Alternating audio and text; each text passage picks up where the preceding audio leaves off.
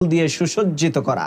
একদিন সেই মেয়েটি চিন্তা করলো, আচ্ছা এত নরম তুলতুলে বিছানা, কি সুন্দর সুন্দর ফুল আর বাহারি ডিজাইনের আসবাবপত্র দিয়ে সুসজ্জিত এই আলিশান পালঙ্কের মধ্যে শুয়ে রাজা না জানি কত মজা পায়, কত আরামই তার লাগে। এই চিন্তা করতে করতে সেই মেয়ে একটু পরীক্ষা করার জন্য ওই রাজার বিছানার মধ্যে শুয়ে পড়ল।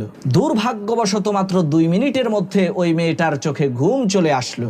রাতের বেলায় যখন রাজামশাই বিশ্রাম নিতে আসলেন, এসে দেখেন তার বিছানার মধ্যে চাকরানী মহিলা ঘুমিয়ে আছে। এই দৃশ্য দেখা মাত্রই রাজার মাথায় আগুন ধরে গেল। তৎক্ষণাৎ রাজামশাই সিপাহীদেরকে হুকুম করলেন, এই চাকরানীটাকে চাবুক দিয়ে আঘাত করো। রাজার কথা অনুযায়ী সিপাহীরা ওই মেয়েটাকে ধরে এনে চাবুক দিয়ে আঘাত করতে লাগলো। আশ্চর্যের বিষয় হলো, যখনই মেয়েটাকে চাবুক দিয়ে আঘাত করা হতো, ওই মেয়েটা আঘাতের যন্ত্রণা সহ্য না করতে পেরে জোরে জোরে চিৎকার করে কান্না করত। পরক্ষণে আবার খিলখিল করে জোরে